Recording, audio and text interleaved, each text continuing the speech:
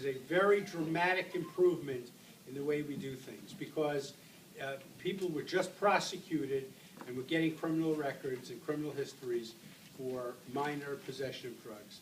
You know, even the federal government now is starting to rethink their position and thinking of better ways to handle it.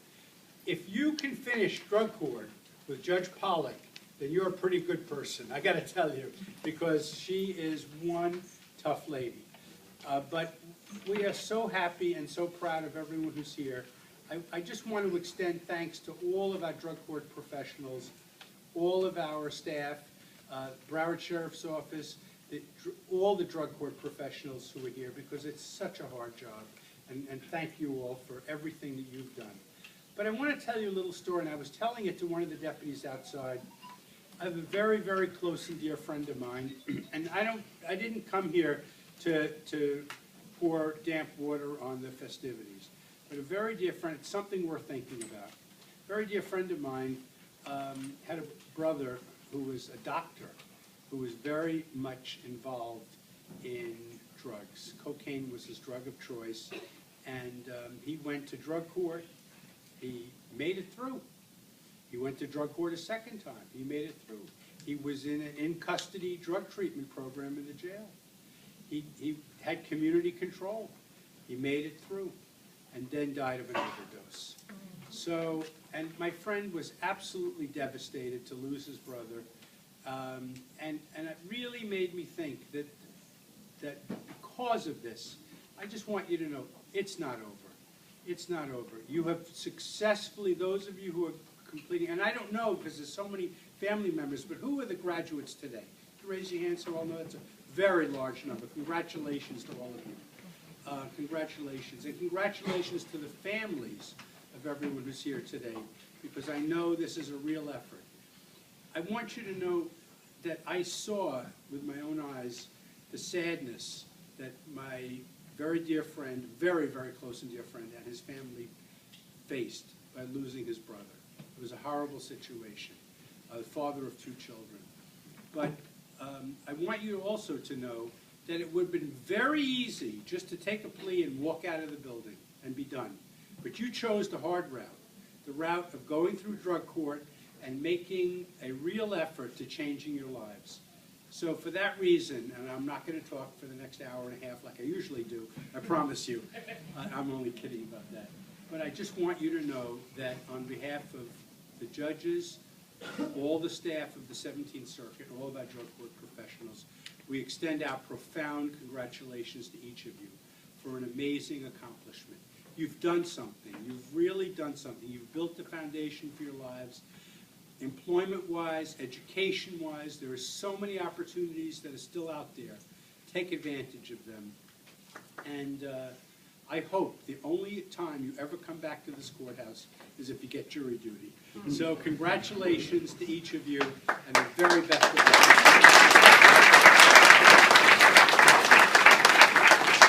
Or as an attorney, you can do that too now. Okay? You can come back here as an attorney as well. Coach, sure can. And very nice words, Chief. I just want to thank you again. Chief Weinstein comes to just about all our graduations, and they're monthly, so I really appreciate that. And Broward County is the most forward county in the state of Florida in that we have 5 therapeutic courts. And I just want you to know, Chief, that with our latest statistics, 3 years after graduation, we had a 5% recidivism rate. Which is amazing. Which is amazing. So we're your best therapeutic so this court class in is Broward going County. to be a, so let's fix the statistics up a little bit. This class, how about a 0 recidivism class?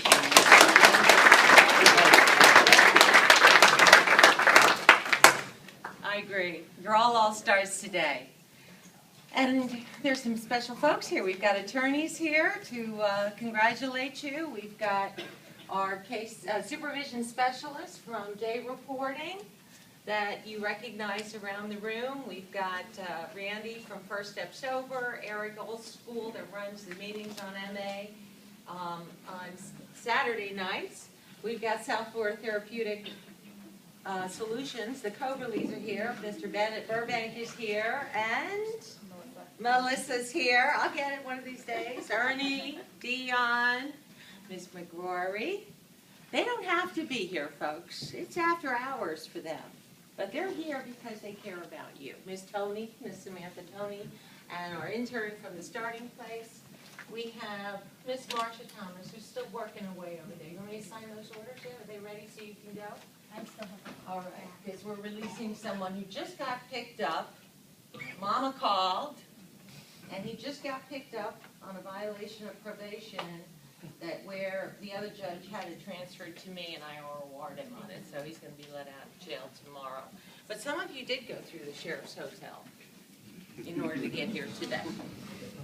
Some of you, I had to really, really open your eyes as to what you were doing. You see, you can go to jail for marijuana.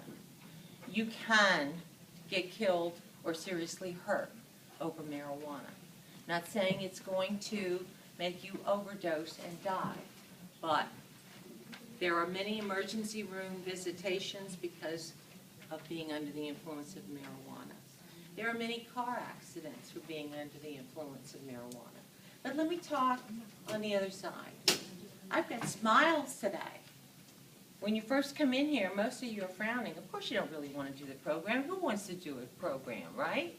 But you want this off your record. And I tell you all, I promise you today, that 6 months from now, you're going to have a better life. Who does not have a better life today? Thank you. You want to stay on this? Never get rearrested again? And go on with your life, use the tools that we taught you. The oyster is yours. The world is yours now. You made it through this program. You can do anything you want now. And if you need us to support you, we are still here to support you. We're not leaving you. But your most and your best support is going to come from within. Your higher power and the spiritual center that you have found within yourself. You know how to ask for help when you need it. Only you, though, can be with you 24/7, right? And you take yourself wherever you go, right? So even if you move to Colorado or Washington where marijuana became legal, you take yourself with you. Okay? So that same person may use the drug legally in those states, but it's going to have consequences again. May not be arrested, but what about the breakup of relationships? What about your family relationships? What about those of you who got jobs because you got clean? Got promotions on your job because now you have the energy to do the work that you need to do? What about not checking out a life, which most of you did before you came here because of marijuana, whether it's legal or not? So let's not focus on whether it should be legal or not. Let's focus on success in our lives and our families to support us and our future without coming back to the criminal justice system. Let's focus on that. When you go home tonight, remember that we're not here to watch over you anymore and make you test every month. So you've got to watch yourself. Don't fall back into those negative influences. Stay around positive people that are going to pick you up and give you success in your life. Okay? And go on with your lives and be happy. Be happier than you are today. Yes, we all have problems. We all have problems. Life is not easy. You know, I stand up here and you see me up with you to do the right thing too. Okay?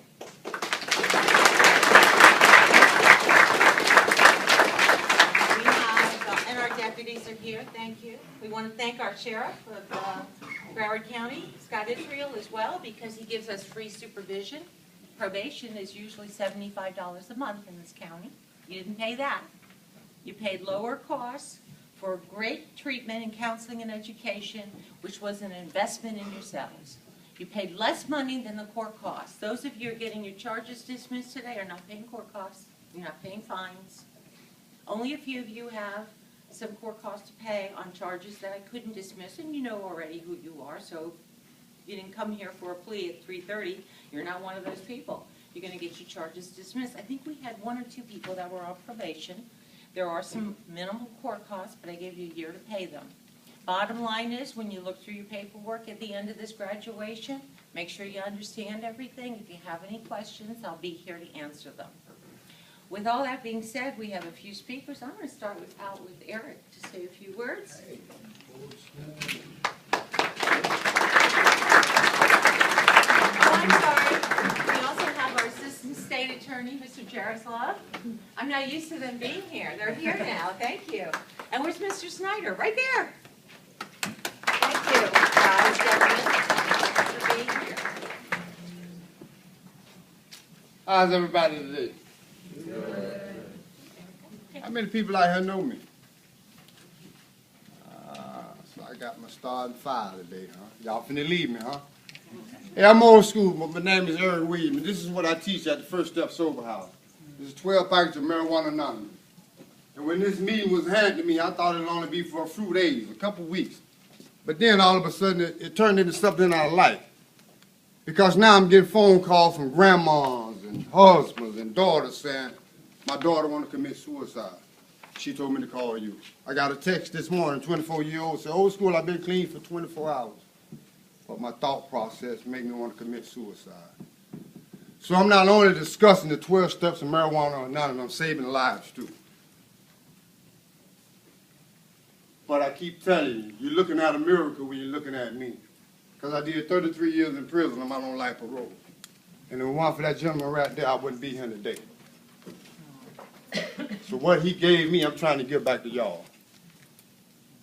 If you would have told me I would be doing this, I would tell you you're crazy. Because I used to be allergic to judges. I used to be allergic to prosecutors. I used to be allergic to BSO. But they came into my life and put this into my life. But I say this to say that. If you don't change your thought process, you ain't going to make it back here. If you don't change people, places, and things, it's going to get worse. I keep telling y'all every Saturday, it's only the beginning. I'm a junkie, but I never stuck a needle in my arm. That's the kind of junkie I am. I'm from the Quaaludes and Valium days. But that's not what I'm here to talk about. I'm here to talk about owning your life is at stake. It's just your life that you're going to throw away. And the grandma and the old lady and the dad is standing next to you. That's who we're hurting. We ain't hurting ourselves. You're hurting your loved ones. Because I did it to my loved ones. So with that said, I love each and every one of you. I'm still at the First Step Sober House every Saturday, 7:30. You can come see me even after you complete the program. But I just got one thing I want to do, George. Can you give me something, man? Can you share just a little bit? Yeah. Please? Yeah. Thanks. Thanks, old school. My name's Steve Braille, and tell you what, back in December I didn't think I'd be here. I own a small business, been one of the most successful in the country at what I do, and man, I got wrapped around it. I had some certain tax issues which I'm in the process of resolving now, and I was dry heaving and throwing up and drinking every night until 4:30 in the morning, wondering how am I getting through tomorrow, how I'm going to grow this business, how I'm going to make a success out of what I put 3 hard years into, and a friend of mine says, hey, Steve, smoke a little marijuana if you can't sleep and if you can't keep food down, just smoke some pot, it's not a big deal. Well, dumb me, I'm out in front of my house at 1:30 in the morning, I get arrested for it. So, I get put into this program. I've never been handcuffed before outside of the bedroom. And I spent a night in Broward County Jail, another first for me. I'm getting questioned by police. They're interrogating my home. And I start this program, I meet old school real early in the program. And I'll tell you, I had a lot of resentment coming into this program. I thought I was above all that. Why is the poor wasting their money on me? I'm a hard-working individual. I got all these things to work for, but the reality was that life that I was leading was slowing me down. I was putting on weight. I was lazy. I couldn't focus. I couldn't make forward steps in my own business. And so I just started to kind of realize that the longer I was sober, that the more important it was for me in my life. I actually joined AA. Old school introduced me a guy named Duke, a real good guy from Philly. My product is cheesesteaks, and he kind of got me going in the right direction. Tonight I'll be at a meeting at 7:30 in Pompano, or in West Fort Lauderdale, wherever. And but I go to 4 meetings a week now. Starting to work a program here, and I'll tell you what, man. There's nothing more important in my life at this time.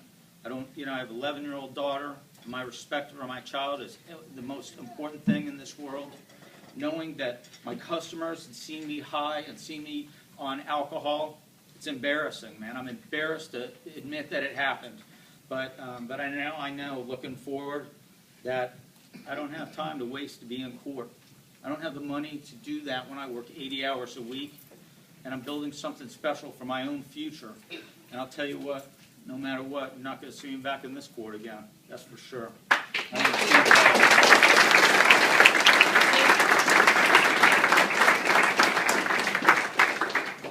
Thank you very much. That was great. I appreciate that. We have a couple of other speakers. Jackson Ordenow.